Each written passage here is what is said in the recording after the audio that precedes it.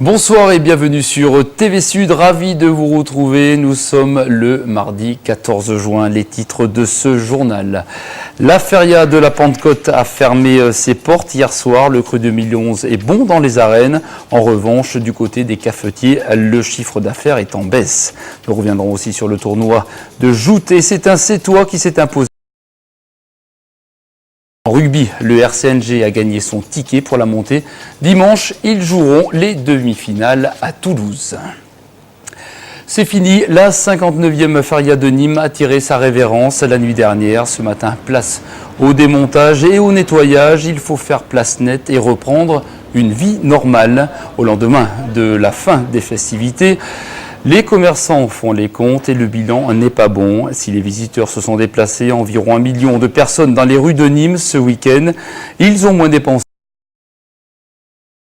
Affaires en baisse, moins 30% par rapport à l'année dernière. Explication Simon Gasque et Jordan Camachou. On les écoute.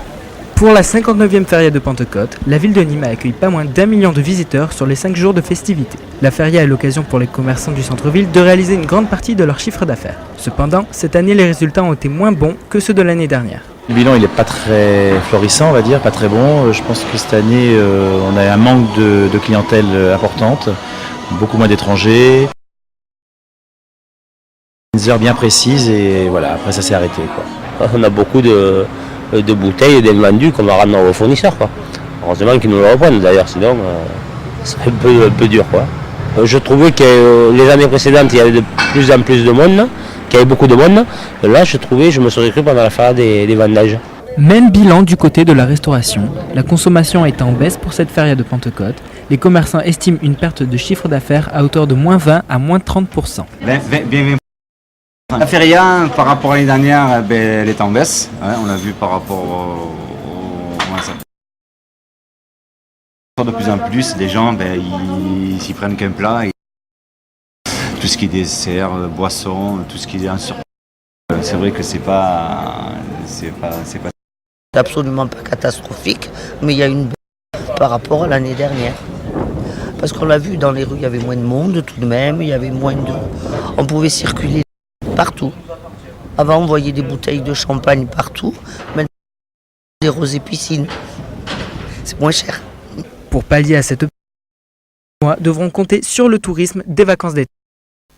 En fin d'après-midi, le préfet du Gard a tenu une conférence de presse pour présenter le bilan de cette feria 2011 et il est plutôt bon. La Croix-Rouge est mieux.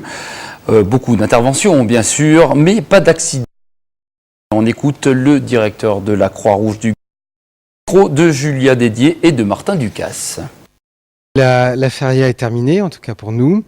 Comme vous avez pu le voir aujourd'hui, nous sommes en train de... Donc cette feria 2011 se solde par 27 interventions en totalité. C'est en légère régression par rapport à l'année dernière, puisque nous avons une régression de 14%. Les interventions étaient essentiellement liées à des malaises dus à une consommation excessive d'alcool. Nous n'avons pas eu de problème d'effectifs. Le samedi soir et le dimanche soir, qui sont les jours les plus lourds pour nous, demandent de la mobilisation jusqu'à 250 personnes, 250 secouristes. Donc on aura un retour d'expérience qu'on va faire ce soir en préfecture avec l'ensemble des services de sécurité et de secours. Et on aura peut-être quelques dispositions à améliorer. Mais je dirais qu'à quelques heures de la fin de la feria, pour le moment, le bilan nous satisfait.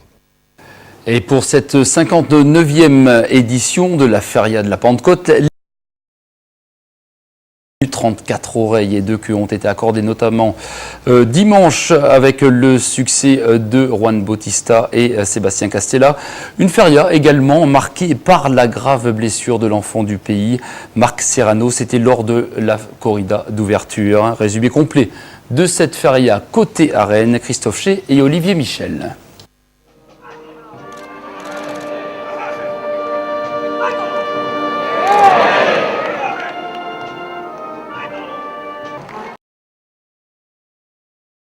Et sur un cru 2011 particulièrement riche, avec une nouvelle porte des consuls ouverte lundi matin par le torero à cheval Andy Cartagena, Le compteur des récompenses affiche le nombre flatteur et toujours discuté de 34 oreilles et 2 queues accordées au cours des 9 corridas et de la Noviade qui se sont déroulées pendant 6 jours aux arènes de Nîmes. Une polémique tout de même sur le changement de présidence du samedi après-midi. Ça ne m'intéresse vraiment pas du tout. C'est totalement des choses qui ne me regardent pas d'abord. Et ensuite, moi, ce qui m'intéresse, c'est les présidents qui croient être les vedettes du spectacle. Et je crois que parfois, il est bon qu'ils dégagent.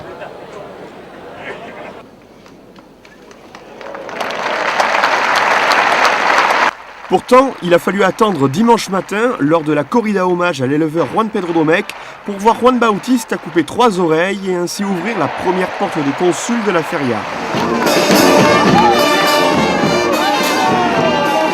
Un succès qu'a emboîté l'après-midi Sébastien Castella, en ravissant lui aussi 3 pavillons entre les élevages andalous de Fuente-Imbo et de la Quinta, et pour lesquels C'est un taureau brave, mais un taureau que j'ai pu torer tout doucement, très long, et tout le monde l'a vu. J'avais des changements de main qui, je touchais du bois, ils n'en finissaient pas des fois. Il y avait eu beaucoup de rythme et je me suis régalé énormément. Des taureaux braves et d'autres un peu moins, à l'image de cet exemplaire de la corrida équestre du lundi matin qui alla faire un petit tour en contre-piste. Côté ganaderia, justement, on retiendra la présence vendredi matin lors de la Noviade de la Cape d'Or qui a été décernée au madrilène Fernando Adrián. Une feria également marquée par la grave blessure de Marc Serrano lors de la corrida d'ouverture, les prises d'alternatives du torero gardois Patrick Oliver et du rejoneador espagnol Manuel Manzanares, l'excellence technique d'El Juli, le toreo de proximité de Miguel Ángel Pereira et les naturels d'Alejandro Talavante.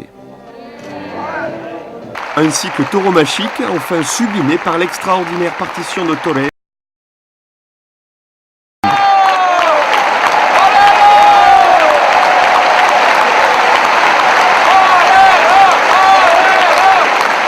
Sous le regard de son père et de son frère, l'un des meilleurs toreros du moment a réaffirmé à Nîmes son statut de torero d'exception, coupant 4 oreilles et 1 queue face au brave taureau de Garci Grande, un maestro d'une immense grandeur d'âme qui tourna le dos à la porte des consuls pour sortir à pied, aux côtés de son frère Manuel Manzanares, impétrant malheureux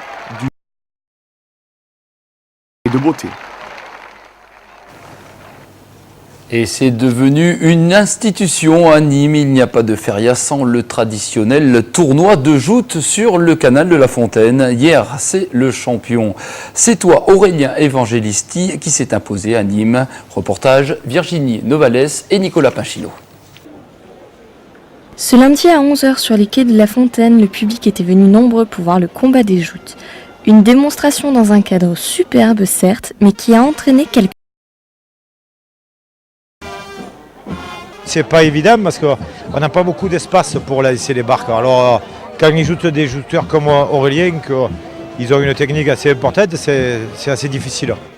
L'équipe du Gros du Roi venue affronter le gagnant des années précédentes, Aurélien Evangelisti, a goûté à l'eau verte du canal de la Fontaine, malgré son courage et sa ténacité. 6e fois champion, le Sétois a assuré le spectacle. Je ne viens pas à Nîmes pour gagner. Je viens pour me perfectionner, pour finir les réglages, voilà. Je gagne tant mieux, je gagne pas, tant pis, c'est pas grave. Ce tournoi de joute de la feria de Nîmes était un moment festif, devant des milliers de Nîmois. Ça fait des années qu'on vient ici, dans le contexte de la feria, c'est très agréable de venir.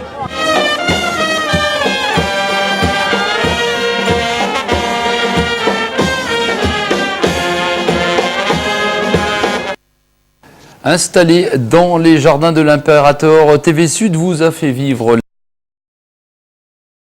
résumé de corrida, spectacle de rue, défilé et ambiance dans les bodegas. Retour sur les meilleurs moments de cette feria avec Marlène Laroche. Ouais, bonsaï, ouais, je veux, ouais. Donc ça y est, c'est parti.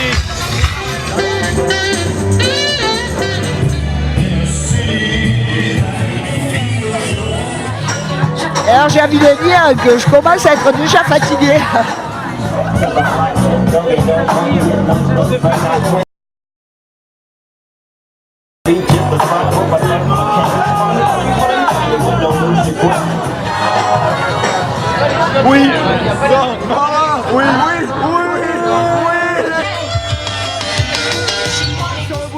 On est sur le boulevard et la feria c'est ça. La feria c'est la fête dans la rue et ici on est au cœur de la rue. Allez, le Napoléon 10 on va dire même. Non, je pense que le Napoléon c'est indétournable, incontournable et je pense que c'est très important qu'il reste comme il est.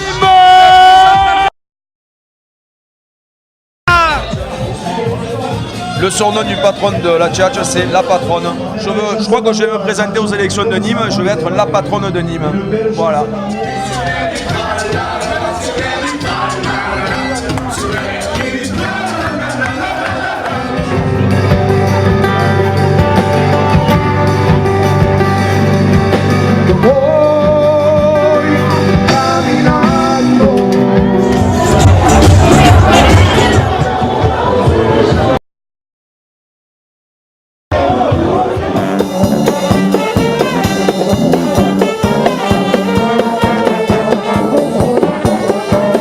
Les gars, il y a tournée générale à la ficelle.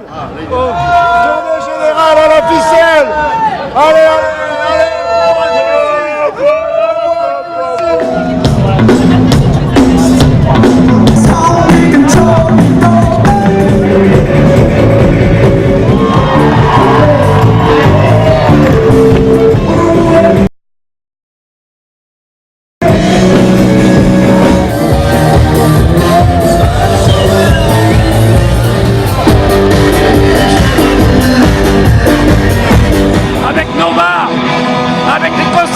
Avec Jazz 70, Kitchi Zebra et Monty, c'est ici que ça se passe.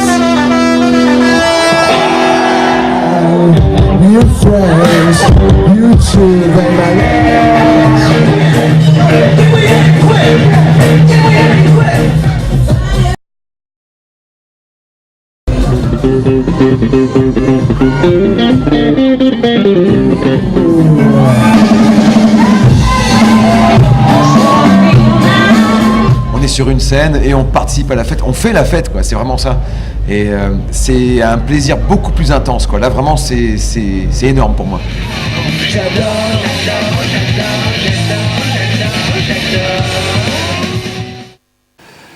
Allez, on termine cette édition avec le beau parcours du RC. Disputer les demi-finales, la play-off de Fédéral 2. Grâce à cette nouvelle qualification, le RCNG décroche par la même occasion sa montée en division supérieure. La saison prochaine, ils joueront en Fédéral 1. Pourtant dimanche, les Nîmois en déplacement à Rodez ont perdu 21-17. Le match retour des quarts de finale mené au score quasiment tout le match. Les Nîmois ont quand même réussi à inscrire un essai en toute fin de partie. Un essai qui des points acquis le week-end précédent à domicile. Je vous propose d'écouter Fabrice Corrompe au micro de Martin Ducasse et de Julia Dédier. Je suis arrivé cette année à Nîmes et donc avec une année heureuse quoi finalement parce qu'on monte et donc avec un groupe super. Donc, au début c'était un peu dur de faire bien prendre la mayonnaise comme on dit et on a passé un petit moment un peu difficile, temps de construire et puis après tout s'est enchaîné et finalement ça a porté. Le résultat est là, on monte donc c'est super quoi. Mes espoirs c'est de revoir un peu le club de Nîmes comme il était il y a 15 ans je crois, 10 ans. Et ça serait sympa de jouer contre Marseille ou Aix-en-Provence ou pas bien loin quoi, qu'on fasse un beau match. Déjà on a tous moins de pression donc on va peut-être plus se libérer et je pense que ça va être un joli match quoi. Dimanche prochain à Toulouse, le RCNG jouera donc les demi-finales contre Gémeaux. Nîmes Olympique renforce son effectif la saison prochaine. Sédou Koné a signé un contrat de 2 ans, âgé de 28 ans.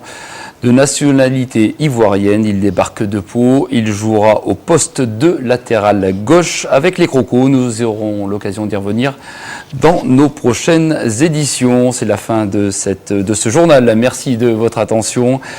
Très bon rétablissement après ces quelques jours de feria. À suivre Noir et Blanc présenté par Patrick Mallet. 9h30 avec Christophe Ché. Très bonne soirée sur TV Sud et à demain.